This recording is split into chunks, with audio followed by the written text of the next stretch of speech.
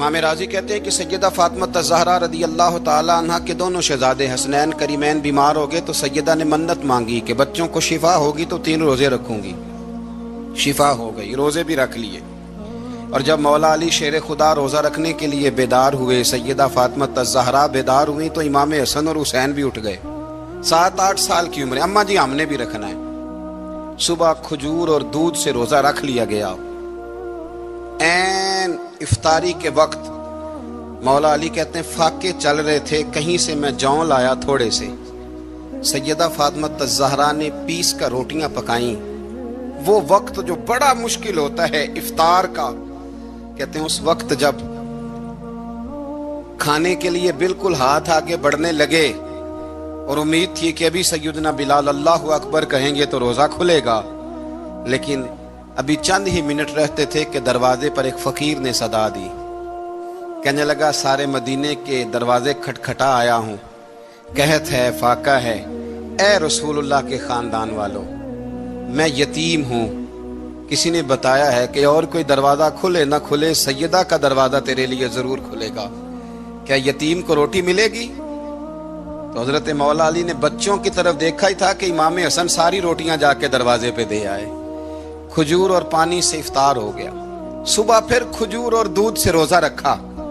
امام راضی کہتے ہیں این وہ وقت جب افطار کا ٹائم آیا تو پھر دروازے پہ کسی نے صدا دی.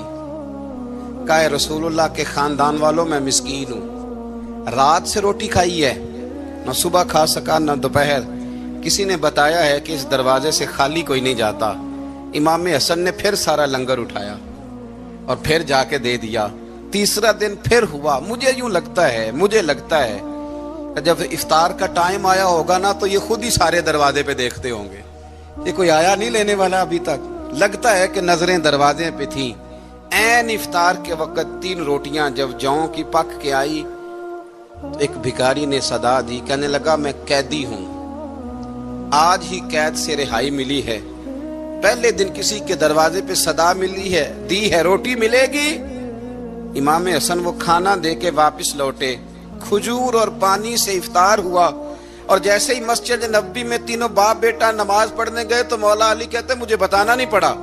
رسول کریم نے میری طرف دیکھ کے فرمایا علی تیرا، فاطمہ کا، حسن اور حسین کا 3 دن والا عمل خدا کو بھی بڑا پسند آیا ہے اور محمد مصطفیٰ کو بھی بڑا پسند آیا ہے. وہ بڑا پسندیدہ عمل. میں کہتا ہوں کہ حضرت فاطمہ نے نا ان کی تربیت پہلے ہی کر دی تھی 3 دن بغیر افطار کے روزہ رکھنے کی. وہ ٹریننگ گھر سے ہو چکی تھی. اب میدان کربلا میں 3 دن بھوکا پیاسا رہنا ان کے لیے مشکل نہیں تھا. وہ تو ان بچوں کے لیے مشکل ہوتا ہے جو کھانا دیر سے پکنے سے برتن توڑنے شروع کر دیتے. وہ بچے بلیک میل ہوتے ہیں جن کو ایک وقت ان کے پسند کا کھانا نہ ملے تو وہ گھر میں جو ہے وہ ادھم شروع کر دیتے ہیں. جن کی ماں نے عادت ڈالی ہو کہ بیٹا 3 دن بھوکے پیاسا رہنا ہوا تو رہ لینا لیکن کسی بھی باطل کے ساتھ کمپرومائز نہ کرنا، ان کے لیے اتنا مشکل نہیں تھا. ان کی تربیت ہوئی، ان کی ٹریننگ ہوئی، پھر اللہ نے ان کی سیرت میں رنگ بھرے، ان کے کردار میں حسن آیا، وقار آیا. حضرت امیر معاویہ رضی اللہ تعالیٰ عنہ نے ایک شخص کو بھیجا مدینہ منورہ شام سے. تو اس نے کہا میں نے امام حسین سے ملنا ہے، تعارف کیا ہے؟ جناب امیر معاویہ فرمانے لگے مسجد نبوی میں جانا جس کے گرد لوگ سب سے زیادہ ادب سے بیٹھے ہوں اور جس کی باتیں سب سے زیادہ میٹھی ہوں اور جس کی نظریں سب سے زیادہ جھکی ہوں اور جس کے چہرے پر تمہیں سب سے زیادہ وقار نظر آئے وہی علی کے بیٹے حسین ہوں گے. جو سب سے زیادہ تمہیں وہاں ماحول کے اندر جو شخص نظر آئے پوچھنے کی ضرورت نہیں پڑے گی. تو شخص کہتا میں مدینے آیا تو میں نے واقعی ایک شخص کو دیکھا، شہد کے گرد مکھیوں کا اتنا ہجوم نہیں ہوتا جتنا امام حسین کے گرد رسول اللہ کے غلاموں کا ہجوم تھا، لیکن نظریں جھکی ہوئی، باتیں میٹھی، لہجہ گداز، لفظوں میں رانائی. اور لوگ کئی باتیں پوچھتے تو علی کے صاحبزادے ایک آدھ جملہ بولتے تو لگتا یہ کہ وہ جملہ سیدھا دل میں اترتا چلا جاتا ہے. امام علی مقام کے کردار میں نا کچھ باتیں بڑی زیادہ تھیں، بہت زیادہ تھیں، بڑا حسن تھا. ایک بات تو یہ تھی امام حسین رضی اللہ تعالیٰ عنہ کا علم و فضل بڑا کمال کا تھا. ایک دفعہ صحابہ میں مسئلہ بن گیا کہ بچہ پیدا ہوتا ہے تو اس کا وظیفہ کیسے لگانا ہے. امام حسین کا علم و فضل بتا رہا ہوں, علم و فضل.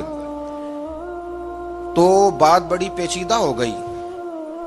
حضرت عبداللہ ابن زبیر کے پاس لوگ آئے, کہنے لگے کہ آپ بڑے صاحب علم و فضل ہیں, آپ نے حضور علیہ الصلوۃ والسلام کے ساتھ وقت گزارا ہے, تو مسئلے کو حل کریں کہ بچہ پیدا ہونے کے بعد حکومت اگر وظیفہ لگائے گی تو کب لگائے گی. جب بحث طول پکڑ گئی, مسئلہ حل نہیں ہوتا تھا, تو حضرت عبداللہ ابن زبیر کہنے لگے ہم سے نہیں حل ہوگا. ایک بندہ ہے جس کے سینے میں رسول اللہ صلی اللہ تعالی علیہ وسلم کے نور نبوت کا فیضان ہے, وہ یہ مسئلہ حل کریں گے. تو کہا وہ کون سے؟ آپ فرمانے لگے جب ہم سے مسائل حل نہیں ہوتے تو ہم ان کے علم سے فائدہ اٹھاتے ہیں. کہا کون ہے؟ کہا جناب امام حسین. تو لوگ حضرت امام حسین کے پاس گئے کہ حضرت یہ ایک مسئلہ الجھ گیا ہے کہ بچہ پیدا ہو تو وظیفہ کب لگانا ہے. فرمایا الجھنے والی بات ہی کوئی نہیں, پیدا ہونے کے بعد جب وہ پہلی دفعہ آواز نکالے تو اس کا وظیفہ لگا دو. اس کا مطلب یہ ہے کہ وہ دنیا میں آ گیا ہے, اس نے اپنے آنے کا اظہار کر دیا ہے, اعلان کر دیا ہے, اب اس کا وظیفہ لگا دو. تو اس پر پھر صحابہ کا اتفاق ہو گیا. امام حسین کے علم سے, فضل سے لوگ فیض اٹھاتے تھے. پھر اس کے ساتھ ساتھ امام حسین کا ذوق عبادت بڑا شاندار تھا, بڑا زبردست ذوق. علامہ جوزی نے لکھا ہے وکان الحسین رضی اللہ تعالی عنہ فاضلا کثیر الصوم والصلاۃ والحج والصدقۃ وافعال الخیر جميعا. آپ فرماتے ہیں کہ امام حسین زیادہ نمازیں پڑھنے والے تھے, کثرت سے سجدے کرنے والے, کثرت سے روزے رکھنے والے, زیادہ حج کرنے والے, اور امام حسین صدقہ دینے والے اور نیکی کے کاموں میں شدت کرنے والے تھے. امام حسین کا جو ذوق عبادت تھا وہ اتنا شاندار تھا کہ آپ فرض نماز کے علاوہ روزانہ 100 رکعت نماز نفل ادا فرمایا کرتے. اور امام حسین فرماتے زندگی میں کبھی ایسا نہیں ہوا کہ 3 دن گزر گئے اور حسین کا قرآن پاک ختم نہ ہوا. 25 حج کیے امام حسین نے مدینہ منورہ سے مکہ مکرمہ پیدل جا کے, 25 حج. اب تو نسبت والے لوگوں کو عبادت کی ضرورت نہیں نا, اللہ ماشاءاللہ کہتے ہیں نسبت بڑی ہے. بھئی جن کی نسبت اتنی خاص تھی کہ حضور نے فرمایا یہ فاطمہ کے نہیں میرے بیٹے ہیں, ان کا تو حال یہ ہے کہ فرض کے علاوہ 100 نفل, 3 دن سے پہلے ختم قرآن پاک, 25 حج فرمائے. تو کس نسبت کی بات کرتا ہے؟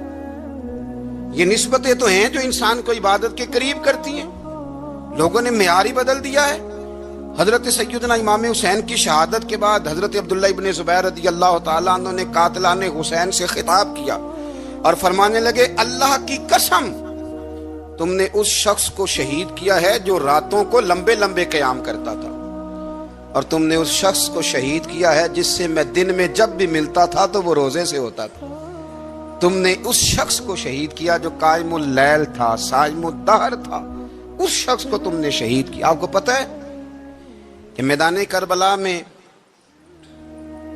جب 9 محرم کو ابن سعد نے امام حسین سے کہا کہ جنگ کرو اگر یزید کی بیعت نہیں کرنی, تو امام حسین نے فرمایا 1 رات کی مہلت دے دو, 1 رات کی مہلت دے دو. حضرت امام زین العابدین کہتے ہیں میں نے اپنے والد گرامی سے عرض کی کہ ابا جی آپ جہاد سے دور جانے والے تو ہیں نہیں, آپ تو جہاد سے پیار کرنے والے, اور یہ بھی پتہ ہے مجھے کہ یہ جنگ اب ہو کے رہے گی, تو 1 رات کی مہلت دینے کا معنی کیا ہے؟ بھئی کل بھی لڑنا ہے اور رات بھی لڑنا ہے, تو ابا جی 1 رات کی مہلت. تو سیدنا امام حسین رضی اللہ تعالیٰ عنہ فرمانے لگے بیٹا رات کی مہلت اس لیے لی ہے کہ میں آج رات کھل کے اپنے رب کی عبادت کر لوں, میں استغفار کر لوں, میں لمبے سجدے کروں. اور کہا زین العابدین تو جانتا ہے نا کہ مجھے نماز سے, تلاوت سے, دعا سے اور استغفار سے بڑا پیار ہے.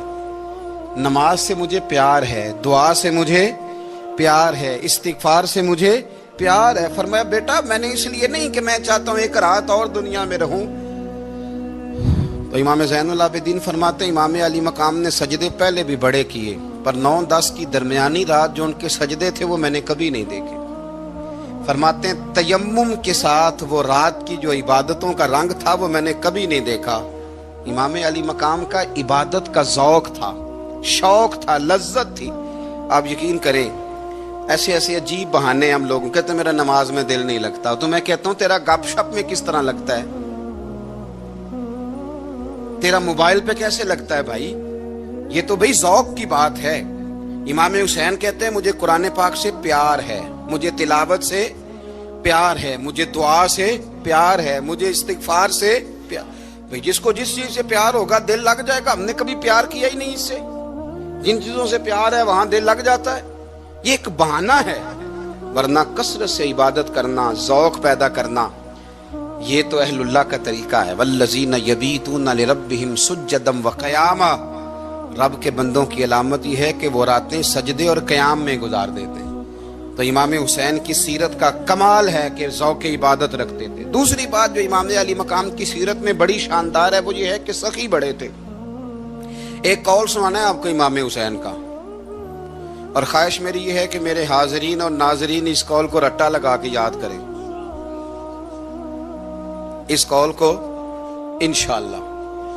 یہ قول جو امام حسین کا ہے نا جی، یہ جس دن مجھے ملا تھا نا تو میں نے بھی رٹا لگا کے یاد کیا تھا، اور میرے پاس جتنی ڈائریاں ہیں شاید میں نے سب میں لکھا ہے۔ امام علی مقام رضی اللہ تعالیٰ عنہ فرماتے تھے اللہ کی رضا کے لیے کسی شخص کی ایک حاجت پوری کر دینا 1 مہینہ مسجد میں اعتکاف کرنے سے زیادہ درجہ رکھتا ہے۔ ایک بندے کی ایک حاجت پوری کر دینا 1 مہینہ پورا مسجد میں اعتکاف کرنے سے زیادہ درجہ رکھتا ہے۔ خدا کے بندے تو ہیں ہزاروں اور بنوں میں پھرتے ہیں مارے مارے، میں اس کا بندہ بنوں گا جس کو خدا کے بندوں سے پیار ہوگا۔ کسی بندے کی ایک حاجت پوری کرنا 1 مہینہ اعتکاف میں بیٹھنے سے زیادہ افضل ہے۔ اسی لیے تو میرے حبیب کریم علیہ السلام نے فرمایا تو رب کے بندوں کی حاجتیں پوری کرنے میں لگ جا، رب تیری حاجتیں پوری فرما دے گا۔ امام علی مقام فرماتے تھے ایک حاجت کسی کی پوری کرو۔ حضرت جناب سیدہ زینب بنت ابی رافع کہتی ہیں کہ سیدہ فاطمہ الزہرا نا ایک دن اپنے دونوں شہزادوں کو لے کے، جب حضور کی طبیعت مبارک بظاہر علیل تھی جس میں حضور کا وصال ہوا، دونوں شہزادے لے کے سیدہ فاطمہ نبی کریم کی بارگاہ میں گئی، کہنے لگی یا رسول اللہ میرے بچوں کو کچھ دیجئے سیدہ پاک۔ تو حضور اٹھ کے بیٹھ گئے، اس کندھے سے امام حسن کو لگایا اور اس سے امام حسین کو لگایا اور فرمایا فاطمہ یہ جو میرا حسن ہے نا اس کو میں اپنی ہیبت اور سرداری دیتا ہوں، اور فرمایا یہ جو میرا حسین ہے نا حسین کو میں اپنی جرت اور سخاوت دیتا ہوں، میرا حسین جرت مند ہوگا اور سخی ہوگا۔ داتا گانج بخش علی حجویری، امام الاولیاء، سید الاسفیاء، داتا صاحب کشف المعجوب میں فرماتے ہیں ایک دن نا امام حسین کے پاس ایک شخص آیا بڑی دور سے کچھ مانگنے کا، حضور کچھ دیجئے۔ وہ شخص کہتا ہے کہ میرا ظرف یہ تھا کہ 4-5 دینار ملیں گے۔ تو امام حسین فرمانے لگے تھوڑی دیر بیٹھ جا، رزق آ رہا ہے۔ تو امام حسین کو حکومت وقت کی طرف سے نا 5 تھیلیاں ملی جس میں ایک تھیلی میں 500 اشرفیاں تھیں، 5 تھیلیاں آئیں، لیکن اس کو آنے میں نا ذرا دیر ہو گئی۔ وہ 5 تھیلیاں جب آئی نا تو امام حسین اس کی طرف 5 تھیلیاں بڑھا کے نا، ذرا دیکھنا میری طرف غور سے، 5 تھیلیاں بڑھا کے نا تو فرمانے لگے میاں جتنا تجھے انتظار کرایا نا اتنی ہم تیری حاجت پوری نہیں کر سکے۔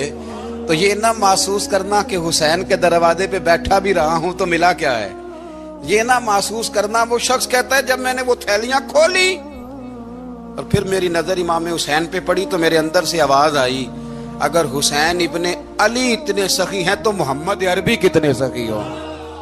اگر یہ معیار ان کا ہے، ان کا یہ معیار ہے، اور خود بھیک دیں خود ہی کہیں منگتے کا بھلا ہو، خود کہنے لگے جتنا انتظار کرایا ہے اتنی تیری مدد کر سکے۔ یہ سخاوت کا معیار تھا، یہ طریقہ تھا۔ ایک دفعہ سیدنا امام حسین رضی اللہ تعالیٰ عنہ کے گھر کے اندر نا 5000 دینار آئے، مسجد میں تھے، آپ کو 5000 دینار ملے تو امام زین العابدین کہتے ہیں کہ مسجد سے لے کر گھر آنے تک امام حسین نے 5 کے 5000 اللہ کے رستے میں خیرات کر دی۔ فرماتے میں نے کہا ابا جی 5 دینار کی گھر میں ضرورت تھی، مالاں والے سخی نہیں ہوندے تے سخیاں کل مال نہیں ہوندا، ایتھے اوتھے دوویں جہانی سخی کنگال نہیں ہوندا۔ کہا ابا جی 5 دینار کی گھر میں ضرورت تھی، تو کہتے ہیں مجھے فرمانے لگے بیٹا یہ جن کو میں نے دیا ہے نا یہ گھر کے لیے ہی دیا ہے، یہ گھر کے لیے ہی دیا ہے، جن کو دیا ہے تمہارا کیا خیال ہے یہ باہر خرچ ہوا ہے، یہ گھر کے لیے ہی ہے۔ اس لیے کہ جب انسان دوسروں پر شفقت کرتا ہے تو اللہ اس کے گھر پہ رحمت فرماتا ہے۔ امام حسین کے مزاج میں پہلی بات میں نے ذوق عبادت کی عرض کی، دوسری بات عرض کر رہا ہوں کہ صحابہ حضرت اسامہ بن زید بڑے پیارے ہیں میرے نبی کریم کے، بڑے پیارے۔ حضرت اسامہ بن زید کے بارے میں سیدہ عائشہ صدیقہ فرماتی ہیں ان کے ناک سے اگر ریٹھ نکلتی تھی تو اللہ کے رسول اپنے دست مبارک سے صاف کر دیتے تھے، اور سرکار فرماتے تھے کہ اگر اسامہ لڑکی ہوتا نا، ان کے غلام کے بیٹے تھے حضرت زید بن عامر، اگر یہ لڑکی ہوتا میں اسے زیور پہناتا۔ بڑے پیارے تھے، لیکن جب ان کا آخری وقت آیا نا تو 60,000 دینار کا قرضہ تھا۔ رشتہ داروں سے کہا، دوستوں سے کہا، یاروں سے کہا، اور قرض ادا نہیں ہو رہا تھا۔ حضرت اسامہ بن زید کہتے ہیں بڑا پریشان تھا۔ جب حد ہو گئی نا تو حضرت اسامہ بن زید فرمانے لگے جاؤ کوئی حسین ابن علی کو خبر کرو، ان سے کہو میں نا غلام ہوں آپ کے نانا کا، مقروض دنیا سے چلا گیا تو کیا بنے گا۔ امام حسین کو خبر ملی تو دوڑے آئے۔ لاجپال اس پیر کو نہیں کہتے جو تگڑا نذرانہ لے کے تو ماتھا چوم لے، لاجپال تو اس کو کہتے ہیں کہ جب ضرورت پڑے تو وہ سر پہ موجود ہو۔ حضرت سیدنا امام حسین تشریف لائے تو جناب اسامہ بن زید رو پڑے، کہنے لگے حضور میں نے نا غلامی کی ہے آپ کے نانا کی، اور اس غلامی پہ ناز ہے، اب 60,000 دینار کا قرضہ لے کے دنیا سے جاؤں گا تو میری قبر پہ بوجھ رہے گا۔ امام حسین خادم کو بھی کہہ سکتے تھے جاؤ گھر پیسے پڑے ہیں لے آؤ، امام حسین خود گئے، چادر روڑ کے تو اس کی اوٹ میں بکل میں 60,000 دینار چھپا کے لائے، اور جناب اسامہ بن زید کے سامنے رکھ کے کہنے لگے اسامہ یار پیسے رات کو ہی آئے تھے، میں سوچ رہا تھا مجھے تو ضرورت نہیں، اللہ نے کس کا نصیب میرے گھر میں بھیج دیا، مجھے تو حاجت ہی نہیں تھی، اب پتہ چلا پیسے تیرے تھے، اللہ نے حسین کی ڈیوٹی لگائی ہے کہ جا کے دے آ۔ حضرت اسامہ بن زید رو پڑے، فرمانے لگے اللہ آپ کو بہترین صلہ عطا فرمائے، یہ معیار تھا۔ اور پھر تیسری بات یہ کہ دل کے بڑے صاف تھے، دل بدستاور کے حج اکبر است، از ہزاراں کعبہ یک دل بہتر است۔ شیخ سعدی کہتے ہیں کہ درویش کہتے ہیں کہ کسی کا دل رکھ لینا نا، دل راضی کر دینا کعبے کا 1000 بار حج کرنے سے بہتر ہے۔ دل بدستاور کے حج اکبر است، کسی کا دل راضی کرنا حج اکبر ہے۔ امام بڑا ہی پیار کرتے تھے، گھوڑے پہ جا رہے تھے، کچھ فقیر غریب لوگ بیٹھ کے روٹی کھا رہے تھے، کہاں رہے تھے سڑک کے کنارے، تو امام زین العابدین فرماتے ہیں کہ جب امام حسین گزرے تو انہوں نے آواز دی حضور دل کرتا ہے ہمارے ساتھ بیٹھ کے روٹی کھائیں۔ کائنات کے مالک و مختار کے نواسے اور دنیا کے سب سے بڑے شہزادے گھوڑے سے اترے اور غریبوں کے ساتھ سڑک پہ بیٹھ گئے، روٹی کھانے لگے اور دیر تک کھاتے رہے، اور جب فارغ ہو گئے تو فرمانے لگے کھانے کی ضرورت بھی نہیں تھی، حاجت بھی نہیں تھی، پر تم نے آواز دی تو دل رکھنے کو بیٹھ گیا تھا، اگر اجازت دے تو چلا جاؤں۔ یہ مزاج تھا، یہ طبیعت تھی۔ آپ کے ایک بھائی ہیں چھوٹے، حضرت محمد بن حنفیہ نام ہے، حضرت مولا علی شیر خدا رضی اللہ تعالیٰ عنہ کی دوسری بیوی سے۔ ایک دن حضرت امام حسین ان کے گھر میں بیٹھے تھے تو کسی بات میں نا اختلاف رائے ہو گیا، تو امام علی مقام ناراض ہو گئے، فرمایا آج کے بعد تیرے گھر نہیں آؤں گا، رومال اٹھایا چلے گئے۔ لوگوں نے حضرت محمد بن حنفیہ رضی اللہ تعالیٰ عنہ سے کہا حسین تو ناراض ہو گئے، کبھی نہیں آئیں گے۔ آپ فرمانے لگے بھائی تمہارا ہے کہ میرا؟ جی بھائی تو آپ کے ہیں۔ فرمایا اگر کہو تو چند منٹوں میں حسین واپس آئے۔ جناب ناراضگی ہو گئی ہے۔ فرمایا ناراضگی ہوئی ہے پر میں اس کے دل کی نرمی کو تو جانتا ہوں نا، اس کے مزاج کے اندر جو محبت ہے اس سے تو ابھی آئے۔ کہ جناب وہ کیسے؟ فرمانے لگے دیکھنا ذرا۔ تو امام حسین نے خط لکھا، حضرت محمد بن حنفیہ نے رکا لکھا، کہنے لگے حسین میرے باپ کا نام بھی علی ہے اور آپ کے باپ کا نام بھی علی ہے، پر ایک فضیلت ایسی ہے جس میں میں آپ کا مقابلہ نہیں کر سکتا، وہ یہ ہے کہ آپ سیدہ فاطمہ الزہرا کے لال ہیں، اب محمد مصطفیٰ علیہ السلام کے نواسے ہیں۔ کہنے لگے بھائی جان آپ نے نانا جان کی وہ حدیث تو سنی ہوگی کہ دو لوگ ناراض ہو جائیں تو جو صلح پہلے کرے جنت میں پہلے جائے گا۔ فرمانے لگے دل میرا کر رہا تھا کہ پہلے صلح کر لوں، لیکن پھر بڑے بھائی کو پشت کروں گا جنت میں جاتے ہوئے، ये भी तो बेअदबी है ना। अब खत मैंने लिख दिया है, आपका जो इरादा हो।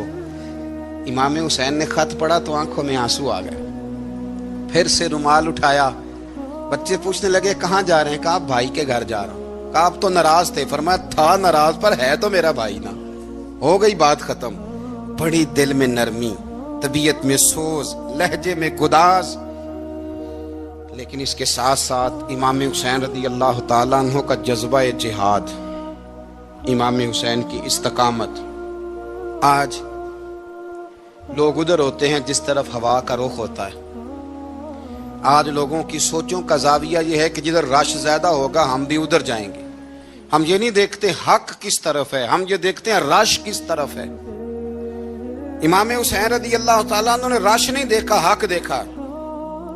इमाम हुसैन रदी अल्लाह ताला अन्हु इस्तकामत के वो पहाड़ हैं, मामूली आदमी नहीं थे। फरजक शायर कहता है कि मैंने इमाम हुसैन से कहा था, मैंने कहा लोगों की तलवारें यजीद के साथ है पर दिल आपके साथ है, दिल आपके साथ हैं। इमाम हुसैन रदी अल्लाह ताला अन्हु ने जमाने के हालात नहीं देखे, हक और सच देखा।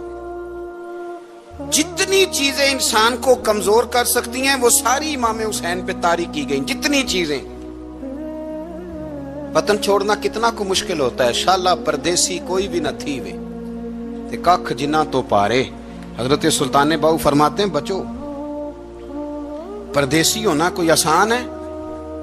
जिस आदमी का किसी छोटे से गांव में भी मकान हो, छोड़ना पड़ जाए तो रोटा है। तो मुझे बताओ जिसने अपना सारा बचपन मदीने में गुजारा हो। आज जो एक हफ्ता मदीने रह के आते हैं उनसे वापस निकलना मुश्किल होता है। लेकिन इमाम हुसैन हक का रास्ता था, वतन की कुर्बानी दी, और मामूली वतन नहीं, मदीने जैसा वतन। और जब खड़े थे ना इमाम हुसैन रदी अल्लाह ताला अन्हु रजब में निकल रहे थे मदीने से, तो कोई शायर कहता है दूर खड़े होके उन्होंने गोया कहा था, आका तेरे करम के खजीने की खैर हो, मैं जा रहा हूं तेरे मदीने की खैर हो। इमाम हुसैन ने वतन छोड़ा, कोई लग़ज़श नहीं पैरों में, कोई नहीं। शहजादों वाली जिंदगी थी। मस्जिद नबवी के इमाम थे। नबी करीम अलैहिस्सलाम के रोज़ा अतहर पर तशरीफ रखते थे। जमाना हया करता था, शान शौकत थी, पर हक के लिए छोड़ा। निकल कर खानकाहों से अदा कर रस्म शब्बीरी। और फिर बड़ा मुश्किल होता है। जिस शख्स के साथ बच्चे और औरतें हों वो तो ये कह के लड़ाई से जान छुड़ाता है कि मेरे साथ फैमिली है, ना होती तो तुझे बताता। पर इमाम हुसैन को औलाद भी कमजोर नहीं कर सकी। औरतों का साथ होना कमजोर नहीं कर सका। फिर इमाम अली मक्का, भूख कितना मुश्किल काम है। आज लोग कह नहीं देते कि मैं तो इसलिए गुनाह करता हूं कि रिश्वत इसलिए ले लेता हूं कि बच्चे छोटे हैं। 10 दिनों की कमो बेच सफर, 3 दिनों की भूख और प्यास, पर हक के रास्ते में इमाम हुसैन को कोई चीज कमजोर नहीं कर सकी। और फिर वो जितनी बातें लोग कह सकते थे वो सारी कहीं गई, सारी।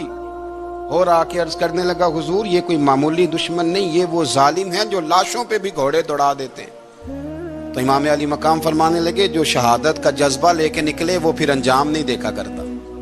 वो अंजाम, वो जितनी चीजें जो इस्तकामत के रास्ते में आ सकती हैं वो सारी चीजें रास्ते में आई, पर इमाम अली मकाम ने किसी चीज की परवाह नहीं की। आज का मसला ये है कि आज लोगों में इस्तकामत नहीं है। रात को कुछ होते हैं, सवेरे कुछ होते हैं, दोपहर को कुछ होते हैं, शाम को कुछ होते हैं। हमारा कल अंदाजे तकल्लुम कुछ और होता है, सुबह कुछ और होता है। इमाम अली मकाम मैदान में रहे, एक मैयत घर में हो जाए तो कई दिनों तक आंख खुलती नहीं, होश रहता नहीं। सबसे ज्यादा मसाइब इमाम हुसैन ने देखे, सबसे ज्यादा। और घोड़े पर बैठने से पहले पहले सारी तकलीफें आप देख चुके थे। बाप का जनाजा उठाना आसान होता है, बेटे का जनाजा उठाना बड़ा मुश्किल होता है। पर इमाम हुसैन ने बेटों के जनाजे उठाए। हजरत अली असगर की लाश को इमाम हुसैन ने अपने दस्ते मुबारक से दफन किया। और जनाब अली अकबर की मैयत को जब आप उठा के ला रहे थे तो सैयदा ज़ैनब फरमाती हैं कि मुझे यूं कभी लगता था हुसैन का कद बड़ा है और कभी लगता था अली अकबर का कद बड़ा है। और फरमाती हैं कि फिर हजरत कासिम बिन हसन को भी वो उठा के लाए। اور جناب عباس کے وجود سے الگ ہونے والے بازو انہوں نے لا کے حضرت عباس کے وجود کے ساتھ بھی رکھے۔ انہوں نے یہ سارا منظر دیکھا، لیکن جب حسین ابن علی اپنی دفعہ گھوڑے پہ سوار ہوئے تو لگتا یہ تھا کہ ان سے زیادہ بہادر کوئی نہیں۔ ایک جملہ بھی یزیدی فوج کے سامنے امام حسین نے کمزور نہیں کہا، ایک جملہ بھی، ایک فکرہ بھی کچا نہیں بولا، کہیں بھی کوئی منت نہیں کی، کسی جگہ بھی ان کے پائے استقلال میں کوئی لغزش نہیں آئی۔ جب لوگوں کو پتہ چل جائے کہ اب سامنے موت ہی موت ہے، سوائے اس کے چارہ کچھ بھی نہیں، تو بہت ساری رخصت اور اجازت تو دین بھی دیتا ہے، پر امام حسین کسی جگہ کسی رخصت پر عمل کرتے نظر نہیں آتے۔ ڈٹ کے بات کی، ڈٹ کے، اور پھر جب میدان میں نکلے، اللہ اکبر، تو ابن سعد کہنے لگا کہ اگر دو دو کر کے ایک ایک کر کے جاؤ گے تو یہ 45,000 کا لشکر سارا حسین کاٹ ڈالے گا، یک بارگی حملہ کرو گے تو بات۔ اتنی استقامت، اتنا۔ آج تو لوگ ڈپریشن کے مریض ہیں، آج تو لوگ ٹینشن کے مریض ہیں، ہر دوسری بات میں لوگ کہتے ہیں وہ بڑا، پر کس بات سے؟ مطلب کیا آپ نے زندگی میں صرف جاب نہیں مل رہی، صرف بیماری آ گئی، صرف خرچہ نہیں گھر میں بڑا، کس بات کا ڈپریشن؟ امام حسین کی زندگی بتلاتی ہے کہ وہ لوگ بھی کوئی دنیا میں کمال حاصل کر سکتے ہیں جو چھوٹی چھوٹی بات پہ روتے ہیں۔ مال بھی ہے، جوانی بھی ہے، گھر بھی ہے، مکان بھی ہے، بچے بھی ہیں، عزت بھی ہے، صرف پیسے نہیں۔ اور انسان ہے کہ آنکھیں نہیں کھل رہی، وہ سمجھتا ہے میں کسی کام کا ہی، فقط پیسے نہیں بس۔ او خدا کے بندو، امام علی مقام نے فرمایا سارا کچھ لٹا کے بھی جو میدان میں کھڑا رہے اسے حسین ابن علی کہا جاتا ہے، اسے حسین ابن علی کہا جاتا ہے۔ حسین ابن علی کی شان رفت کوئی کیا جانے، حسن جانے، علی جانے، نبی جانے، خدا جانے، کون جانے امام علی مقام کا معیار۔ تو امام حسین رضی اللہ تعالیٰ عنہ کی زندگی ہمیں بتاتی ہے کہ ذوق والی عبادت کرو۔ امام حسین کی زندگی ہمیں بتاتی ہے کہ جب تم سخاوت کرو تو پھر اپنی حیثیت سے بڑھ کر کرو۔ اور امام حسین کی زندگی ہمیں بتاتی ہے کہ دل میں کسی کے لیے کوئی بات نہ رکھو، صلح کرنے میں پہل کرو، محبتیں کرنے میں آگے بڑھو۔ اور امام حسین کی زندگی ہمیں بتلاتی ہے کہ جب دنیا میں تم نے کچھ کرنا ہے تو پھر ڈٹنا بھی سیکھو، پھر کھڑے ہونا بھی سیکھو۔ یہ نہ دیکھو کہ حالات، امام حسین نے ایک دن بھی حکومت نہیں کی، یزید نے 4.5 سال کی، لیکن قیامت تک دلوں پہ حکومت امام حسین کی رہے گی۔ رمضان المبارک مہینوں میں سے وہ عظیم مہینہ ہے جس کا نام اللہ نے قرآن میں بیان فرمایا۔ ارشاد فرمایا شہر رمضان الذی انزل فیہ القرآن، رمضان کا وہ مہینہ ہے جس میں ہم نے قرآن مجید کو نازل فرمایا۔